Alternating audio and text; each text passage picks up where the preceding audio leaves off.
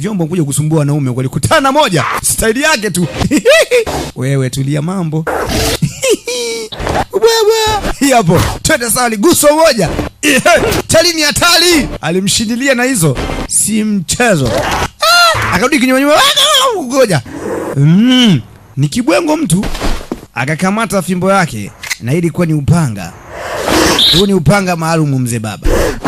Mzigo huo kaangalia kwanza, basi skini za zingua. Yuga, unakubaliana na hili yani hilo lengo, yani target, anakubaliana hii target. Sasa anawahi huyu anakimbia. Ayuga anajua, anawahi akazame pale. Mwamba akaona nani wewe? Nani? Akampigia shortcut. We, subutu yako. Hapo upenyi. La, unanizuia. Sasa unijui mama. Ikapasuliwa hiyo. Chae, hakuna njia. Koko made no yo da na. Ambe inaonekana kwamba hii ndio yenyewe hii. Sasa jamaa akajileta kwenye maumbile yake ya kawaida.